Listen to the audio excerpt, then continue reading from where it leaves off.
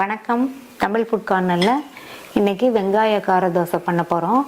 இந்த தோசைக்கு ஸ்பெஷலாக ஒரு மசாலா ரெடி பண்ணி செஞ்சுருக்கிறதுனால சாதாரணமாக பண்ணுற ஆனியன் தோசை மாதிரி இல்லாமல் டிஃப்ரெண்ட்டான டேஸ்ட்டில் ரொம்ப நல்லாயிருக்கும்.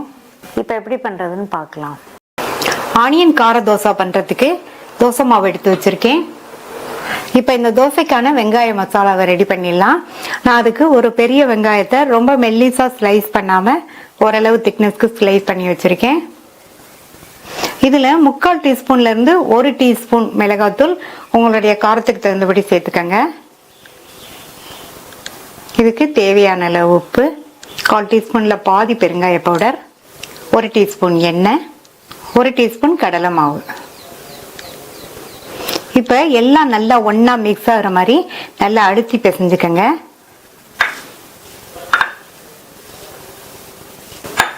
இப்போ நம்ம தோசைக்கான வெங்காய மசாலா ரெடி ஆயிடுச்சு. இந்த மசாலாவை நம்ம ரெடி பண்ண உடனேயே தோசையை ஊற்றிடணும். ரொம்ப நேரம் இருந்ததுன்னா உப்பு சேர்த்துருக்கிறதுனால நீர்த்து போயிடும். தோசைக்கல் போட்டு சூடாயிடுச்சு. ஒரு ட்ராப் எண்ணெயை விட்டுட்டு தொடச்சி விட்டுறலாம்.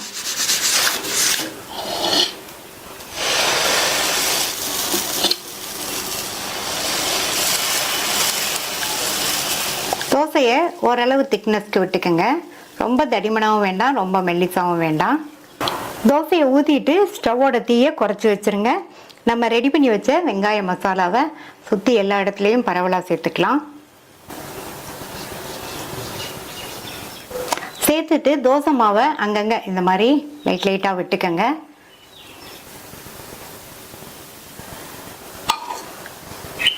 தோசையை சுற்றியும் இந்த தோசை மேலேயும் கொஞ்சமாக இந்த மாதிரி எண்ணெய் சேர்த்துட்டு ஒரு ஸ்பூனை வச்சு நல்லா இந்த மாதிரி பரப்பி விட்டுருங்க. இந்த தோசை மாவு இந்த வெங்காய மசாலாவில் லைட்டாக இந்த மாதிரி படுற மாதிரி பரட்டி விட்டுருங்க. இந்த மாதிரி பண்ணோம்னா இந்த வெங்காய மசாலா நம்ம திருப்பி போடும்போது தோசைக்கல்ல ஒட்டாமல் வரும். இப்போ தோசை அந்த சைடு வெந்துருச்சு, திருப்பி போட்டுடலாம்.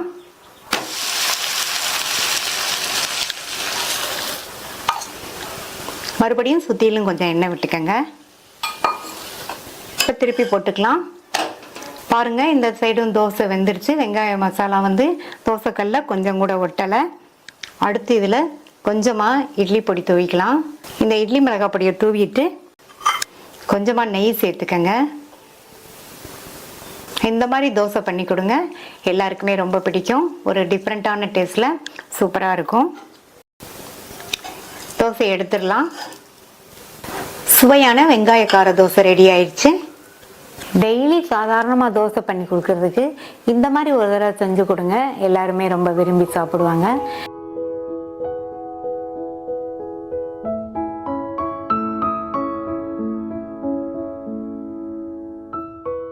புதினா மல்லி தோசை பண்ண போகிறோம்.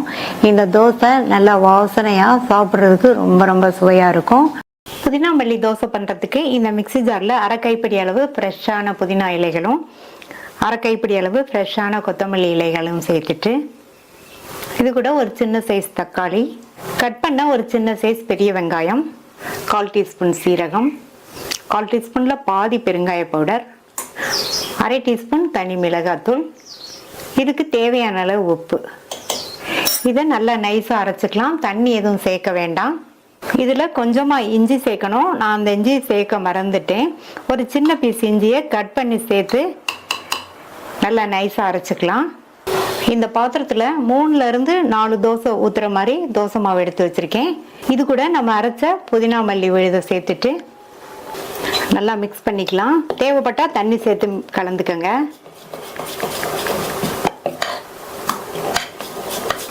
நான் தண்ணி சேர்க்கலை, கரெக்டான கன்சிஸ்டன்சிக்கு இருக்குது. தோசையை ஊற்றிடலாம். தோசைக்கல் போட்டு நல்லா சூடானதுக்கு அப்புறமா தோசையை ஊற்றிடலாம். இந்த தோசையை ரொம்ப மெல்லிஸாக விட வேண்டாம், அதே சமயம் ரொம்ப திக்காகவும் விட வேண்டாம். நார்மலாக நம்ம ஊற்றுற அளவுக்கு திக்னஸ்க்கு விட்டால் போதும். தோசையை ஊற்றிட்டு ஸ்டவ்வை மீடியம் ஃப்ளேமில் வச்சுருங்க. தோசை மேலேயும் தோசையை சுற்றியும் கொஞ்சமாக எண்ணெய் சேர்க்குறேன். அந்த சைடு தோசை வெந்ததுக்கு அப்புறமா திருப்பி போடணும். மூடி வச்சிருங்க, அந்த சைடு வேகட்டும். தோசை அந்த சைடு வெந்ததும்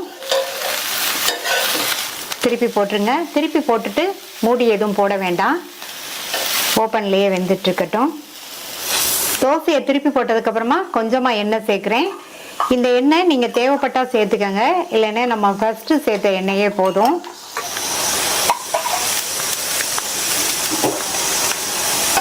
அந்த சைடும் தோசை வெந்துருச்சு, எடுத்துடலாம். நல்ல புதினா மல்லி வாசனையோட சூப்பரா டேஸ்டான தோசை ரெடி ஆயிடுச்சு. தோசை சூடா இருக்கும் போதே கார்னிஷிங்க்கு கொஞ்சமா கொத்தமல்லி இலைகளையும் கட் பண்ண புதினா இலைகளையும் கொஞ்சம் சேர்த்துடலாம். டெய்லி ஒரே மாதிரி தோசை பண்றதுக்கு இந்த மாதிரி தோசையை ஒரு நாளைக்கு டிஃபரெண்டா ட்ரை பண்ணலாம். இதுக்கு சைட் டிஷ்ஷே எதுவும் தேவைப்படாது. நீங்க விருப்பப்பட்டா நீங்க விரும்பின சட்னியை வச்சு சாப்பிட்டுக்கலாம்.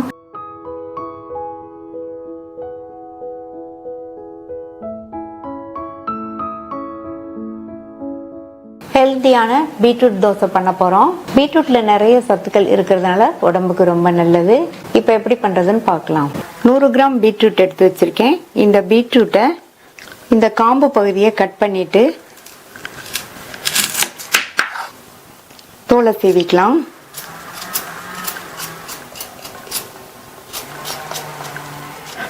தோல் சீவின இந்த பீட்ரூட்டை துருவிக்கலாம்.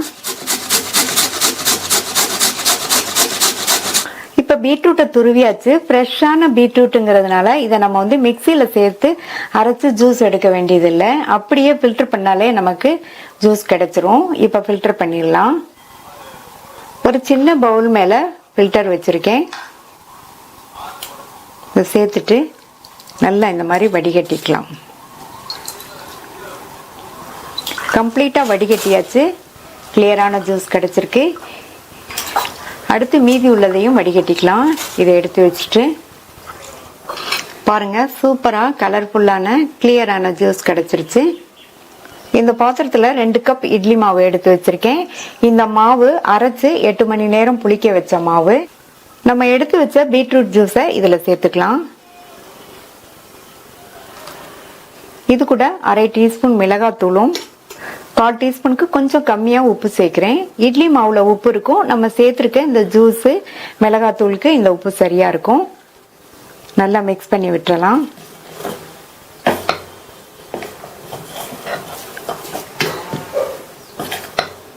நல்லா கலந்தாச்சு. மாவு தோசை ஊத்துற பக்குவத்துக்கு கரெக்டா இருக்கு. நம்ம இட்லி மாவுல பீட்ரூட் ஜூஸ் சேர்த்ததுனால மாவு தோசை ஊத்துற பக்குவத்துக்கு கரெக்டா இருக்கு. ஒருவேளை மாவு உங்களுக்கு கொஞ்சம் தண்ணியா இருந்ததுன்னா மட்டும் 1 டேபிள் ஸ்பூன் ரவை சேர்த்து 10 நிமிஷம் ஊற வச்சுட்டு அதுக்கப்புறமா ஊத்திக்கங்க. இதுல 1/4 டீஸ்பூன் சீரகம் சேர்க்கிறேன். தோசை நல்லா வாசனையா இருக்கும். சீரகம் சேர்த்துட்டு நல்லா ஒரு தடவை மிக்ஸ் பண்ணி விட்டுருங்க. தோசையை ஊத்திடலாம். தோசைக்கல் போட்டு சூடாயிடுச்சு. ஸ்டவ்வை மீடியம் ஃப்ளேம்ல வச்சுட்டு தோசையை ஊத்திடலாம்.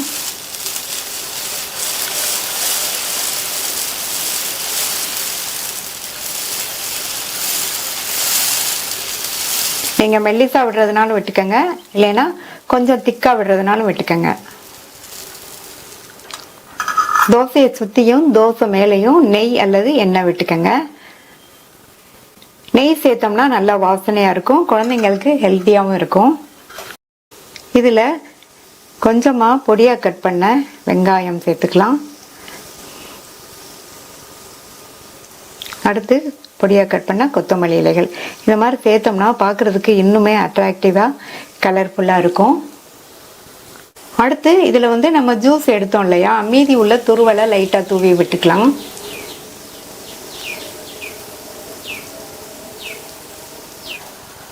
லைட்டா மட்டும் இந்த மாதிரி பிரஸ் பண்ணி விட்டுட்டு மூடி வச்சிடலாம். ஸ்டவ்வோட தீயை கொஞ்சம் கூட்டி வச்சுக்கோங்க. அதாவது மீடியம் ஃப்ளேமுக்கும் ஹை ஃப்ளேமுக்கும் நடுவில் வச்சுக்கோங்க. தோசை ஒரு சைடு வெந்து வரட்டும். தோசை அந்த சைடு வெந்துருச்சு. மேலே எல்லாம் நல்லாவே ட்ரை ஆகி வந்திருக்கு பாருங்க. இப்போ திருப்பி போட்டுட்டு லைட்டாக ப்ரெஸ் பண்ணி விட்டுருங்க. திருப்பி போட்டுட்டு ரொம்ப நேரம் இருக்க வேண்டியதில்லை, ஒரு அரை நிமிஷம் மட்டும் இருந்தால் போதும். ஏன்னா நம்ம தோசையை மெல்லிசாவும் விட்டுருக்கிறதுனால அந்த டைம் போதும். இப்போ எடுத்துடலாம். நல்ல ஹெல்த்தியான டேஸ்டான பீட்ரூட் தோசை ரெடி ஆயிடுச்சு. அடுத்த தோசையும் ரெடி ஆயிடுச்சு. பீட்ரூட் சாப்பிடாத குழந்தைங்களுக்கு இந்த மாதிரி தோசை பண்ணி கொடுத்தோம்னா விரும்பி சாப்பிடுவாங்க. நீங்களும் ட்ரை பண்ணி பாருங்க.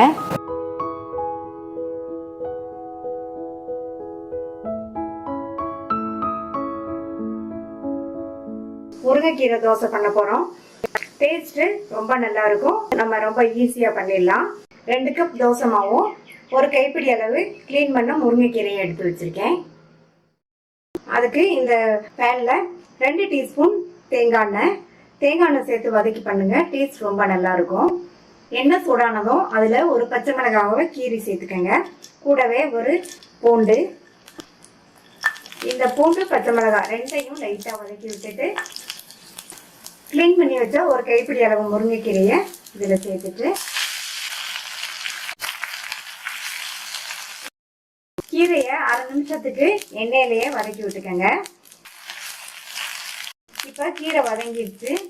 இது கூட ஒரு 10 போல மிளகு, 1/2 டீஸ்பூன் சீரகம் சேர்த்து மறுபடியும் லைட்டா வதக்கி விட்டுட்டு ஸ்டவ் ஆஃப் பண்ணிடலாம். நல்லா ஆறிடுச்சு. மிக்ஸி ஜார்ல சேர்த்தாச்சு. இது கூட 4 சின்ன வெங்காயம் சேர்த்து கொஞ்சமா தண்ணி சேர்த்து இதை நல்லா நைஸா அரைச்சிக்கலாம்.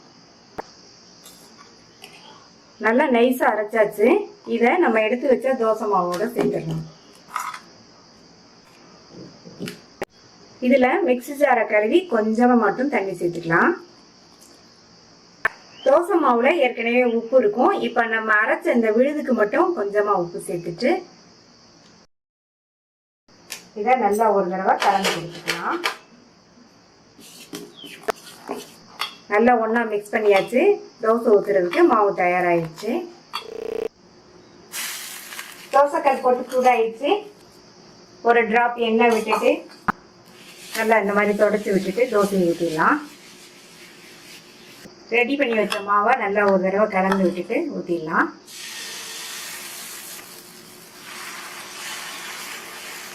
உங்களுக்கு எந்த திக்னஸ் வேணுமோ அந்த திக்னஸ்க்கு ஊற்றிக்கோங்க. நான் வந்து மெல்லிசா விடுறேன். இந்த மாதிரி மெல்லிசா விட்டோம்னா குழந்தைங்க வந்து விரும்பி சாப்பிடுவாங்க. அடுத்து தோசையை சுத்தியும் தோசை மேலையும் கொஞ்சமா எண்ணெய் சேர்த்துக்கலாம். நான் வந்து நல்லெண்ணெய் சேர்த்திருக்கேன். இதுக்கு பதில் நீங்க நெய் விட்டாலுமே ரொம்ப நல்ல வாசனையா டேஸ்டா இருக்கும். நீங்க எது வேணாலும் விட்டுக்கோங்க. இப்ப மூடி போட்டுடலாம். ஒரு சைடு வெந்ததுக்கு அப்புறமா திருப்பிக்கலாம். இப்ப தோசையை திருப்பி போட்டுடலாம். இந்த முருங்கைக்கீரை தோசை ஒரு ஹெல்த்தியான தோசை. கீரை சாப்பிடாதவங்களுக்கு இந்த மாதிரி நம்ம செஞ்சு கொடுத்தோம்னா விரும்பி சாப்பிடுவாங்க. நம்ம தேங்காய் எண்ணெயிலேயே இந்த கீரையை வதக்கிறதுனால டேஸ்ட் வந்து ரொம்ப ரொம்ப நல்லா இருக்கும். இப்ப அந்த சைடும் வெந்துருச்சு. தோசையை எடுத்துடலாம். நல்ல மொறுமொறுன்னு டேஸ்டான ஹெல்த்தியான முருங்கைக்கீரை தோசை ரெடி ஆயிடுச்சு. நீங்களும் ட்ரை பண்ணி பார்த்துட்டு உங்க கமெண்ட்ஸ் சொல்லுங்க. இதுவரைக்கும் தமிழ் ஃபுட் கார்னர் சேனலை சப்ஸ்கிரைப் பண்ணாதவங்க சப்ஸ்கிரைப் பண்ணிட்டு பக்கத்துல உள்ள பெல் பட்டனையும் கிளிக் பண்ணிக்கங்க. தேங்க்யூ.